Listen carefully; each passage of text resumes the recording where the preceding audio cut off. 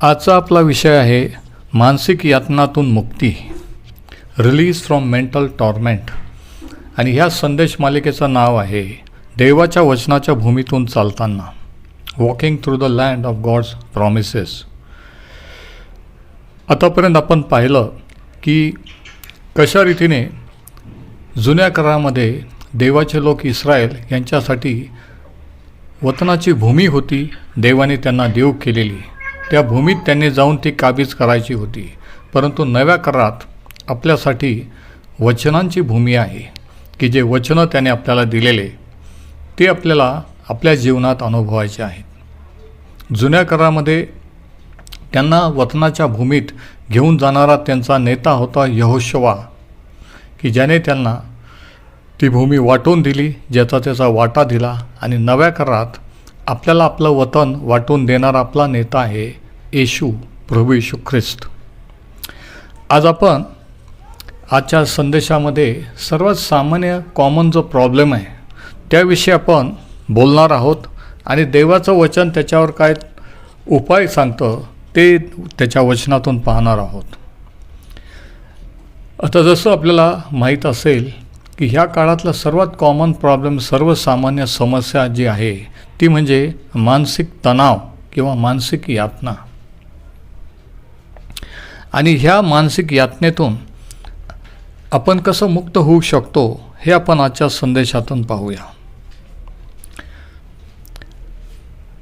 सध्याच्या काळामध्ये वेगवेगळ्या प्रकारचे प्रेशर आणि तणाव याला आपल्याला सामोरं जावं लागतं. काही प्रकारचं प्रेशर किंवा तणाव जे आपल्या दैनंदिन जीवनात आपल्याला अनुभवावं लागतात, ज्याच्या आपल्याला मात करणं कठीण जातं, ते मी तुम्हाला काही सांगतो. विशेष म्हणजे इतरांप्रमाणे किंवा इतरांसारखं होणे, की जसं लोक आहे ते म्हणतात की जनप्रवाहाबरोबर चालणं, आणि त्याच्यासाठी आपण ॲडजस्ट करण्याचा प्रयत्न करतो वातावरणाशी, इतर लोकांशी, जिथं आपण काम करतो, व्यवसाय करतो. आणि असं करता करता त्यांच्याप्रमाणे आपण बोलू लागतो, विचार करू लागतो, वागू लागतो.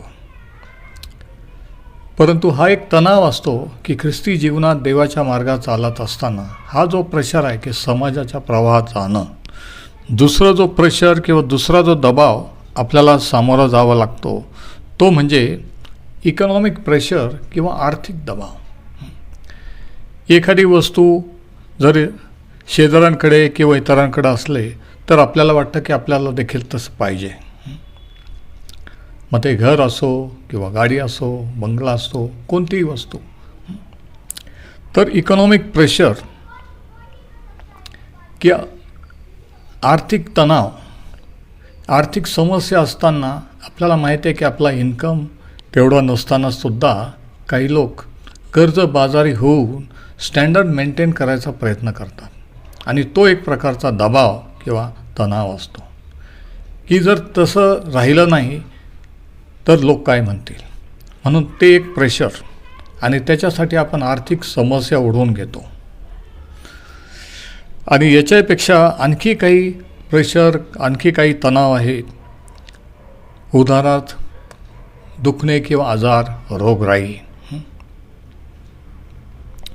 आणि वेगवेगळ्या प्रकारचे रोग आपण पाहतो की आज या शेवटच्या काळामध्ये वाढत चाललेले आहेत, की जे पूर्वीच्या काळात लोकांना माहीत नव्हते, जसे हायपरटेन्शन वगैरे, स्ट्रेस, हे पूर्वीच्या काळात माहीत नव्हतं.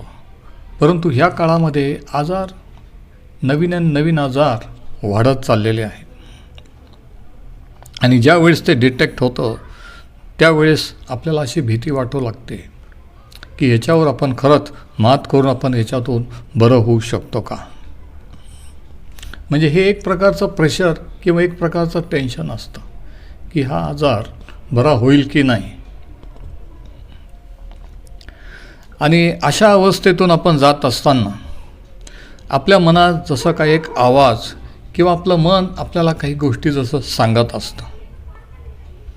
आणि ज्या वेळेस आपल्याला असं वाटतं, तो आवाज येतो किंवा आपलं मन आपल्याला सांगतं, हे ध्यानात ठेवायचं की आवाज एका व्यक्तीचा असतो. जर आवाज आहे आपल्याला जर मनात आपल्या आवाज येत आहे की अमुक अमुक आजार बरा होणार नाही किंवा अमुक अमुक समस्या कधी सोडवली जाणार नाही, असं जेव्हा आपल्याला वाटतं, आपल्या मनात आवाज येतो, तर तो आवाज पवित्र शास्त्रानुसार सैतानाचा असतो. कारण सैतान एक व्यक्ती आहे आणि आवाज एका व्यक्तीचाच असू शकतो. आणि म्हणून दोष लावणारा किंवा यातना देणारा हा देव परमेश्वर नसून सैतान आहे, असं पवित्र शास्त्र शिकवतं. आणि ज्या वेळेस आपल्यावर दोषारोप लावले जातात आपल्या जवळच्या लोकांकडून, किंवा आपल्याला असं वाटतं की मी असं केलं त्याच्यामुळं देव मला क्षमा करील का, आपल्या स्वतःकडून, आणि ह्या ज्या यातना आपल्याला भोगाव्या लागतात, ह्या जी मानसिक स्थितीतून आपल्याला जावं लागतं, तर ते देवाकडून नसून सैतानाकडून आहे. आता मी तुम्हाला काही उदाहरणं देतो की कोणत्या प्रकारचे ॲक्युजेशन किंवा आरोप आणि तणाव सैतान आणि त्याचे दुरात्मे लोकांच्या मनामध्ये आणत असतात.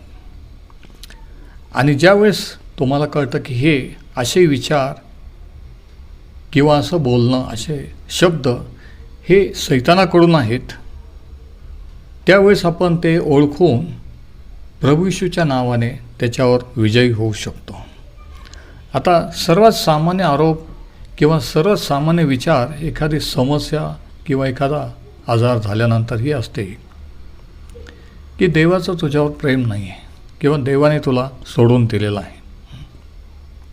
ही भावना आपल्या मनात येते की देवाने पण मला सोडलं, इतरांनाही सोडून दिलेलं, टाकून दिलेलं आहे, की देवाची आपल्यासाठी जी योजना होती ती आता पूर्ण होईल असं वाटत नाही. किंवा दुसरा एक आवाज किंवा दुसरा एक विचार, आवाज रूपी जो आपल्या मनात येतो तो म्हणजे की तू अपयशी ठरलेला आहेस, तुला कधी यश येणार नाही. आता हा विचार डायरेक्टली जरी मनात आपल्या आला तरी काही वेळेस तो इतरांच्या मुखातून सुद्धा येतो. आपल्या घरातले आईवडील किंवा जवळचे लोक की तू कधी आयुष्यात यशस्वी होणार नाही, तुला कधी अमुक जमणार नाही. कदाचित हा तुमचा अनुभव असेल, कदाचित तुम्ही ह्या अनुभवातून गेलेला असाल किंवा सध्या जात असाल. किंवा आणखी एक विचार किंवा आणखी एक वाणी असे की माझं काय होईल, माझ्या मुलांचं काय होईल. हे विचार रात्रंदिवस भेडसावतो. नेहमी काळजी, सर्व काही व्यवस्थित असताना, चांगलं चाललेलं असताना तरी काही लोक आपल्याला असं दिसून येतं माझ्या अनुभवातून की सतत टेन्शनमध्ये असतात, सतत काहीतरी होईल असं त्यांना वाटत, काही झालेलं नसतं, होणार नसतं, पण उगीच असं वाटतं की काहीतरी होतं की काय, काहीतरी होईल का काय, ह्या भीतीमध्ये, ह्या तणावामध्ये ते वावरत असतात. अंडर प्रेशर, हा एक प्रकारचा प्रेशर असतो. नंतर दुसरी एक यातना, दुसरा एक प्रेशर असा काही आजाराच्या द्वारे, समजा डाव्या बाजूला जर दुखलं, कधी चमक निघाली तर एकदम मनात विचार येतो की हार्ट अटॅक तर येणार नाही. किंवा जर पोटाचा आजार असला वारंवार तर विचार असा येतो की पोटाचा कॅन्सर तर नाही ना. म्हणजे ही जी वाणी किंवा हे जे विचार हे आपल्या मनाला यातना देतात, मानसिक यातना. आणि अशा रीतीने आपण पाहतो की आज असंख्य लोक जरी शरीराने धट्टे-कट्टे असले तरी मनाने ते हतबल झालेले आहेत आणि मानसिक यातना भोगत आहेत. ते जरी हसतात, दाखवतात की सगळं चांगलं आहे, तरी मनामध्ये एक प्रकारचं टेन्शन आहे, एक प्रकारचं भय आहे. काही होईल का काय, मला काही होईल का काय, काही होतं का काय, अमुक आजार, मग तो कॅन्सर तर नाही ना. असे काही विचार आपल्या मनात येऊन जातात आणि त्याच्यामुळं आपण विचलित होतो, डिस्टर्ब होतो आणि मग प्रार्थनेत, देवाच्या वचनात आपलं लक्ष लागत नाही आणि सतत हे विचार रात्रंदिवस आपल्याला भेडसावत असतात. आता अशाच प्रकारचा माणूस शास्त्रात आपल्याला आढळतो. अशाच प्रकारचं एक उदाहरण आपल्याला आढळतं जुन्या करारामध्ये आणि तो मनुष्य होता योब. इयोबाचं पुस्तकाचा 3रा अध्याय आणि वचनं 25 आणि 26. आणि आपल्याला माहीत आहे की इयोब हा एकमेव असा मनुष्य होता की ज्याने प्रचंड असं दुःख सहन केलं, ज्याच्यासारखं दुःख कोणीही कधी सहन केलेलं नाही. आणि ज्यावेळेस त्याच्या जीवनात, त्याच्या कुटुंबात ती ट्रॅजेडी झाली, त्यावेळेस त्याने काय म्हटलं बघा. इयोबाचं पुस्तक याचा 3रा अध्याय आणि वचनं 25 आणि 26. मला कशाचीही भीती वाटली तर तेच माझ्यावर येते, कशानेही मला थरकाप झाला तर तेच माझ्यावर येते. बघा, मी निश्चिंत, स्वस्थ व विश्रांत नाही, तरी देखील मला आणखी क्लेश प्राप्त होत आहेत. इयोब 3:25 आणि 26. आता हे विचार किंवा ही विचारसरणी आज असंख्य लोकांची आणि देवाच्या लोकांची आहे. सतत कशाची तरी भीती, काहीतरी होईल की काय. निवांत विश्रांत असलं तरी आपण अस्वस्थ असतो. इयोबाने म्हटलं की ज्या गोष्टीची मला भीती वाटते तेच माझ्या बाबतीत घडतं, तेच माझ्यावर येतं. आता याच्यावर आपल्याला हे दिसून येतं की भीती किंवा भय हे जसं काय एक दरवाजा उघडतं सैतान त्याच्या दुरात्म्यांना आपल्या जीवनात कार्य करण्यासाठी. मग ती भीती कशाची असो, अपयशी होण्याची असो किंवा वैवाहिक जीवन मोडण्याची असो किंवा मृत्यूची असो, कशाची भीती असू शकते. आणि ह्या मानसिक तणावामुळे त्याचे गंभीर परिणाम शरीरावर होतात, शारीरिक आजार होतात. आणि डॉक्टरकडे गेल्यानंतर ते सांगतात की तुम्हाला काही झालेलं नाही आहे. म्हणजे प्रॉब्लेम मेंटल असतो, मानसिक, पण त्याचा परिणाम शरीरावर होतो. आणि उगीच असं वाटतं की माझं हे दुखतं ते दुखतं, आणि चेकअप केल्यानंतर ते माझं काही झालेलं नाही आहे. म्हणजे बघा, मानसिक आरोग्य हे किती महत्त्वाचं आहे. आज शारीरिक आरोग्यासाठी वाटेल ते लोक करीत आहेत, आरोग्याविषयी जागृती झालेली आहे, पण मानसिक आरोग्याचं काय. कारण शारीरिक आरोग्य हे मानसिक आरोग्यावर अवलंबून आहे असं सायन्स देखील शिकवतं. म्हणून मानसिक स्वास्थ्य जर असेल तर शारीरिक स्वास्थ्य राहील. शारीरिक स्वास्थ्य असलं जरी शरीर धटक निरोगी असतं, पण जर मनात सतत टेन्शन, भीती हे जर असलं तर काही उपयोग नाही आहे. तर इयोब या ठिकाणी म्हणतो की ज्या गोष्टीची मला भीती वाटत होती तेच माझ्या बाबतीत घडत होतं. म्हणजे सैतान भीती किंवा भयाचा उपयोग करून आपल्या जीवनात प्रवेश करतो. भीती सैतान त्याच्या दुरात्म्यांना आपल्या जीवनात कार्य करण्यासाठी दार उघडत असतं. आणि म्हणून तो म्हणतो की मी निश्चिंत, स्वस्थ व विश्रांत असा नाही आहे, तरी देखील मला आणखी क्लेश प्राप्त होत आहेत. कदाचित ही कंडिशन, ही अवस्था आज तुमची असेल, पण मी तुम्हाला सांगतो की याच्यावर उपाय आहे. पहिली गोष्टी आपण ही ध्यानात ठेवली पाहिजे की भयाचा वापर करून सैतान आणि त्याचे दुरात्मे आपल्या जीवनात कार्य करत असतात. वेगवेगळे दारं आपण सैतानासाठी आपल्या जीवनात उघडत असतो. त्याच्यापैकी एक दार किंवा एक दरवाजा आहे भय किंवा भीती. उगीच वाटणं की काहीतरी होईल का काय, काहीतरी मला होतं का काय. आणि त्याच्यामुळं इयोब म्हणतो की ज्या गोष्टीची मला भीती वाटत होती ते माझ्या बाबतीत घडलं. म्हणजे ज्याची आपल्याला भीती वाटते ते घडून येतं. हे प्रिन्सिपल आहे, लक्षात घ्या. आज तुम्हाला कशाची भीती आहे जरा विचार करा. ज्या गोष्टीची भीती वाटते ते घडून येत असतं. आणि शास्त्र सांगतं की सैतानाला वाव देऊ नका. दुसऱ्या शब्दात सांगायचं म्हणजे सैतानासाठी दरवाजा उघडू नका. आणि काही दरवाजे जर आपण उघडले तर सैतान त्याचे दुरात्मे प्रवेश करून आपल्या जीवनात हैदोस माजवतात. आणि अनेक दरवाजे आहेत, अनेक प्रकारे आपण वाव देतो सैतान. त्यापैकी 2 प्रमुख आज आपण पाहणार आहोत. पहिला जो दरवाजा जो आपण उघडतो सैतानासाठी तो म्हणजे एखाद्याच्या विरुद्ध एखाद्याच्या विषयी आपल्या मनामध्ये कटुता ठेवून बाळगणे, एखाद्याला क्षमा न करणे, म्हणजे सैतान वापरत असलेला पहिला दरवाजा म्हणजे आपल्याच मनातील असंतोष, अस्वस्थता आणि क्षमा न करण्याची वृत्ती.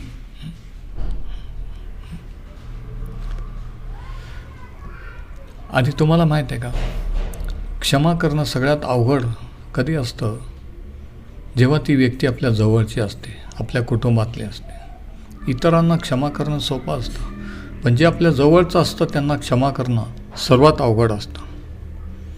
ते आपले आईवडील असू शकतील, मुलं मुली असू शकतील, पती किंवा पत्नी असू शकेल, किंवा देवाचे सेवक मंडळीचे एखादे सेवक किंवा पाळकसुद्धा असू शकतील,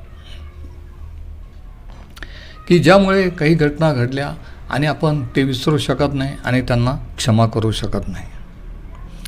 तर हा पहिला दरवाजा म्हणजे क्षमा न करण्याची प्रवृत्ती. दुसरा दरवाजा आपण जो उघडतो आणि सैतान ज्याचा वापर करतो तो म्हणजे बंडखोरी, बंडखोर वृत्ती. सैतान वारंवार वापरत असलेले दुसरे द्वार म्हणजे बंड, देवाबद्दलचे बंडखोर वृत्ती, की आपल्या हट्टाप्रमाणे आपल्या मनाप्रमाणे चालणं, दुसरं कोणाचंही काही ऐकून न घेणं, देवाचं भय किंवा देवाविषयी काही न वाटणं.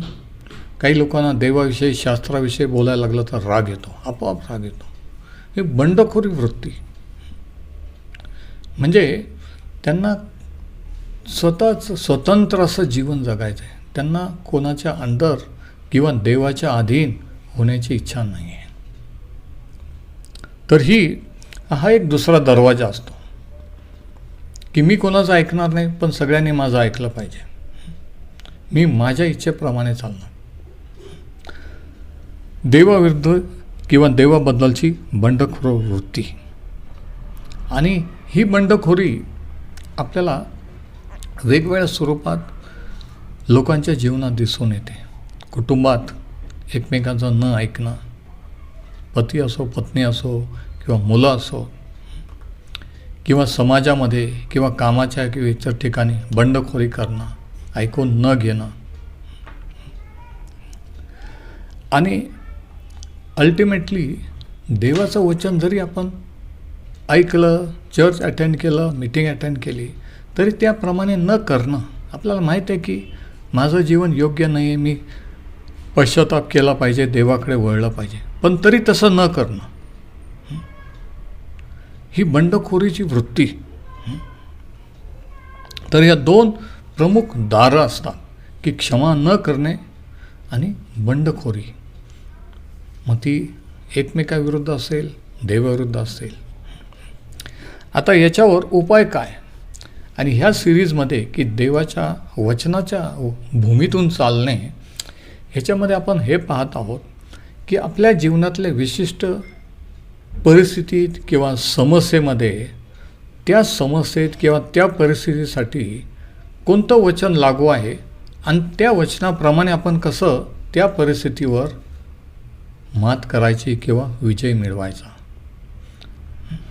म्हणून ह्या मालिकेचं नाव आहे वचनाच्या भूमीतून चालणे, की पवित्र शास्त्र ही वचनांची भूमी आहे. त्यांच्यासाठी वचनाची भूमी, ॲक्च्युअल देश होता, आपल्यासाठी वचनांची भूमी आहे. आणि मी तुम्हाला सांगितलं, वचन हे ब्लँक चेक आहे, शास्त्र हे चेकबुक आहे. कोणतं वचन तुम्ही विश्वास ठेवून, विश्वास धरून, प्रार्थना करून ते स्वीकारलं, तर तो चेक तुम्ही फाडला जसा त्या वचनाचा, त्या वचनाप्रमाणे घडून येईल. तसं वेगवेगळ्या समस्यावर आपण कोणत्या वचन घेऊन पुढे चालावं हे आपण ह्या मालिकेत पाहत आहोत. तर पहिला उपाय हा आहे, जे दार आपण उघडले सैतान आणि त्याच्या दुरात्म्यांसाठी, पहिला उपाय आहे की ते दार बंद करणे. क्षमा न करण्याची प्रवृत्ती, एखाद्याविषयी मत्सर किंवा द्वेष,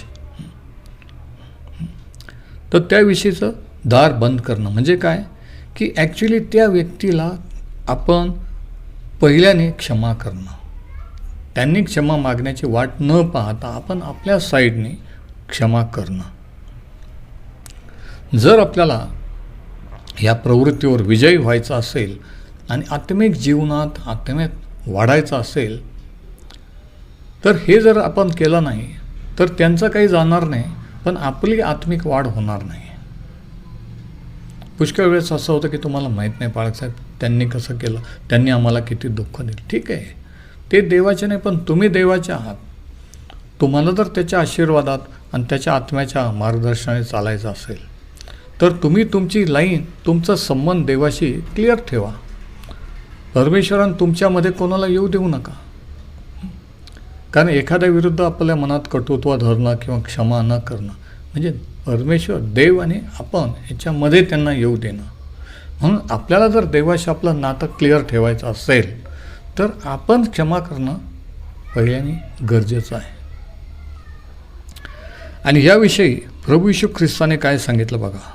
मत्ते शुभवर्तमानाचा 6वा अध्याय ह्याच्यामध्ये प्रभूची प्रार्थना आहे, पण ॲक्च्युली ती चुकून प्रभूची प्रार्थना म्हटलेली आहे. ती शिष्यांची प्रार्थना आहे. प्रभूची प्रार्थना योहान 17मध्ये आहे, गेतसेमने बागेत केलेली. ऐकून घ्या. ही शिष्यांची, तुमची आणि माझी आपण करायची प्रार्थना आहे. आणि 12व्या वचनात तो असं म्हणतो, मत्ते 6:12, जसे आम्ही आपल्या अपराधांची क्षमा करतो तशी तू आमच्या अपराधांची क्षमा कर.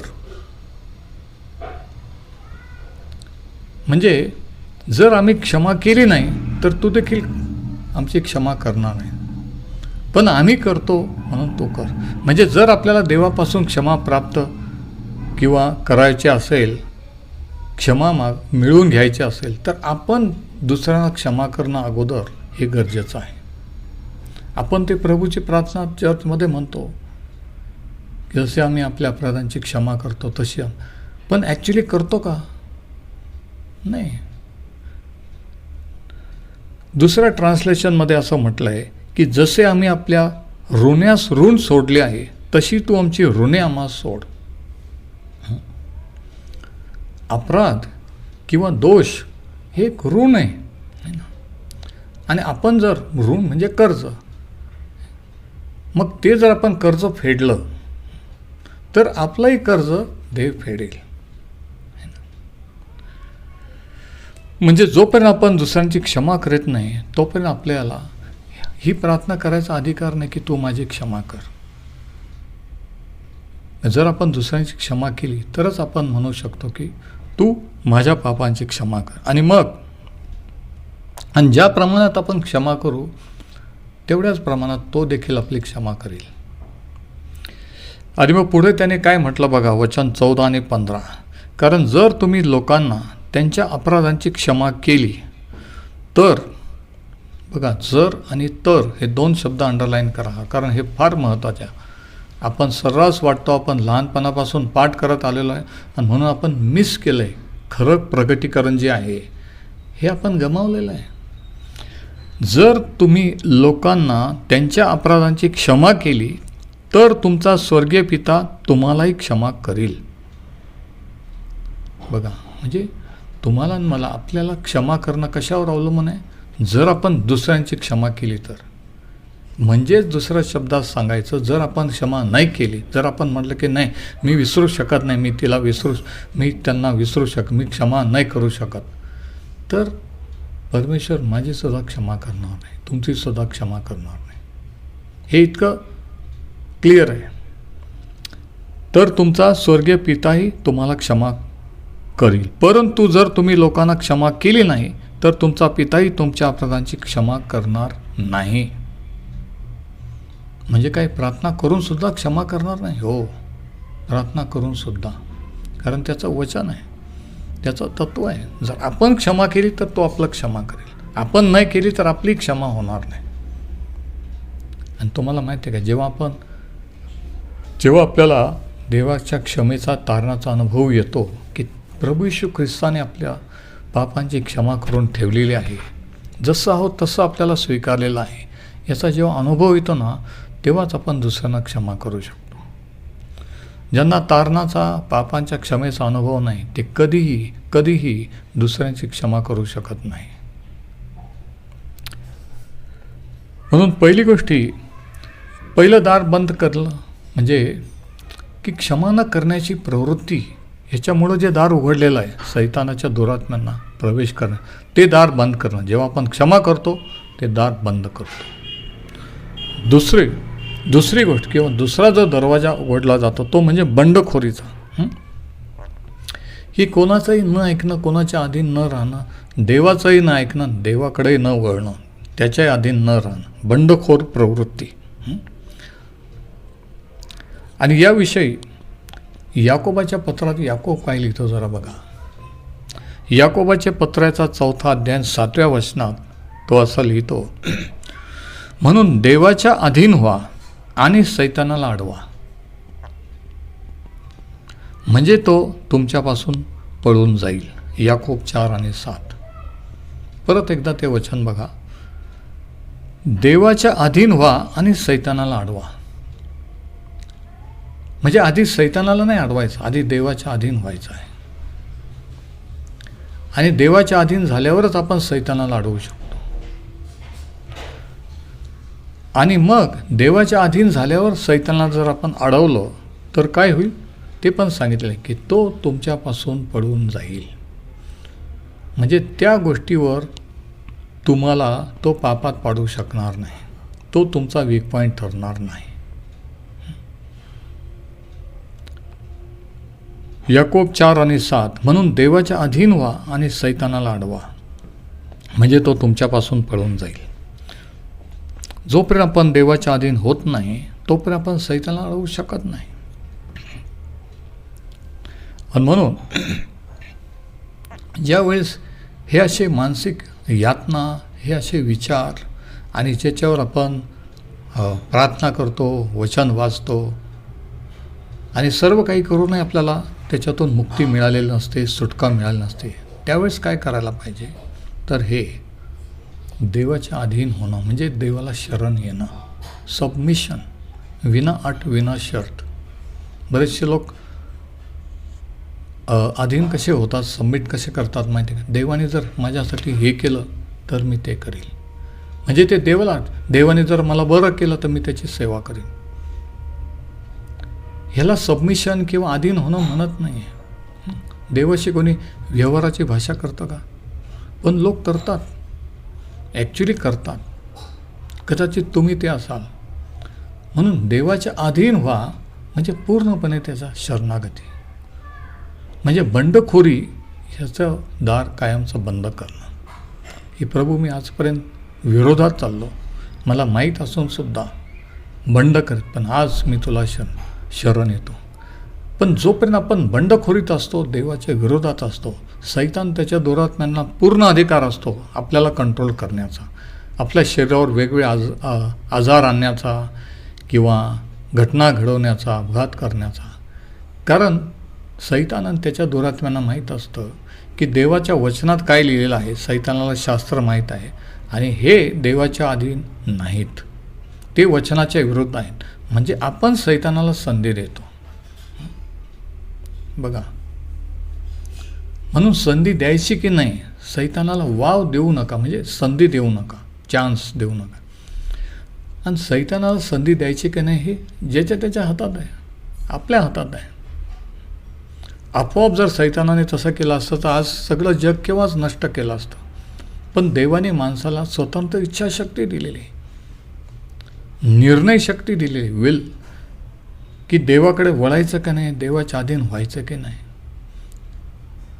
जर आपण ती इच्छाशक्ती, तो निर्णय घेतला आणि देवाच्या अधीन झालो तर देवाचा आत्मा आपला ताबा घेईल, सैतानाला अधिकार राहणार नाही. पण जर नाही झालो तर मग आपण सैतानाला खुले झालेलो आहोत, असं त्याचा अर्थ होतो. म्हणून मानसिक यातनातून जर तुम्ही जात असाल, मग ते भीतीचे असो, एखाद्या वेगवेगळ्या विचित्र विचारांचे असो, जसं काही लोक म्हणतात की काही पण विचार येतात, मी प्रार्थना करते, शास्त्र वाचते, पण कधीकधी माझ्या मनात असे भयानक विचार येतात. म्हणजे काय, ह्या मानसिक यातना आहे की ज्यामुळे आपण आपली शांती, आनंद घालवून बसतो, डिस्टर्ब होतो. प्रेयर मीटिंग, चर्च सर्व्हिस पुरतं आनंद वाटतो, परंतु नंतर किंवा रात्री तेच विचार तेच भेडसावतात. म्हणून याच्यावर एकच उपाय आहे की जे काही आहे ती देवाजवळ कबूल करणे, क्षमा करणे आणि देवाकडून क्षमा प्राप्त होणे, देवाच्या अधीन होणे आणि सैतानाला अडवणे. आणि मग देवाने गॅरंटी त्याच्या वचनात दिली की देवाच्या अधीन व्हा, सैतानाला अडवा, म्हणजे तुमच्यापासून पळेल. है ना?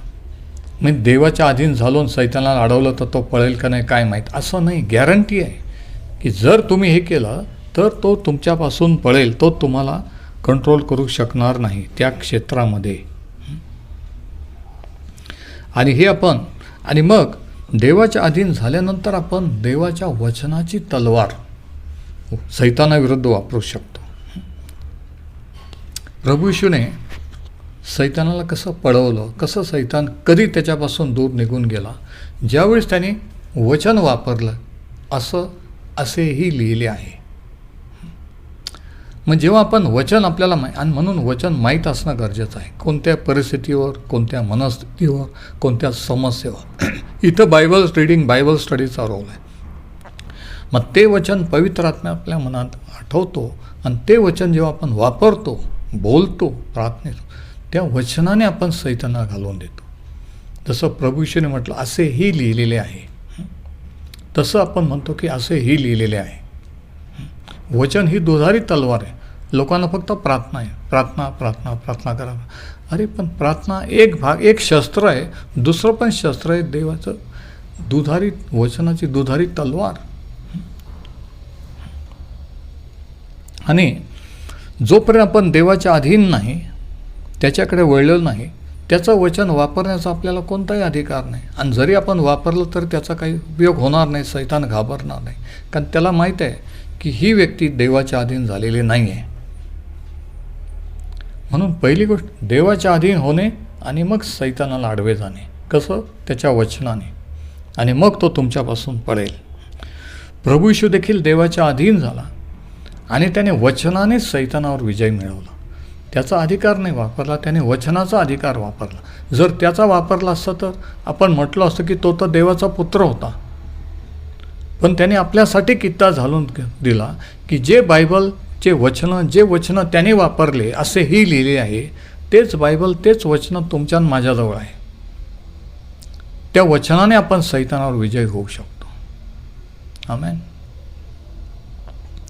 आणि म्हणून प्रभू येशू जसं पित्याच्या अधीन होता आणि म्हणून तो सैतानाला विरोध करीत होता, तसं आपणही देवाच्या अधीन झाल्यानंतर आपण सैतानाला प्रतिकार करू शकतो. आणि मग देवाचं वचन त्या परिस्थितीवर वापरून असेही लिहिलेले आहे असे म्हणू शकतो. मग आपण सैतानाला प्रभू येशूच्या नावाचा अधिकाराने म्हणू शकतो की तुला माझ्या जीवनावर, माझ्या शरीरावर, माझ्या पैशावर, माझ्या मुलांवर, माझ्या पती पत्नीवर कोणताही अधिकार नाही, कारण मी सर्वस्व देवाच्या अधीन केलेलं आहे. अरे सैताना, माझ्यापासून निघून जा. तर आज आपण इथेच थांबू. ही संदेश मालिका सुरू राहील आणि पुढच्या आठवड्यात, पुढच्या भागामध्ये आपण पाहू की आपण मनाची शांती कशी प्राप्त करू शकतो. How to have the true peace of mind, हे पुढच्या आठवड्यात पाहू. परमेश्वर हे वचन आशीर्वादित करू.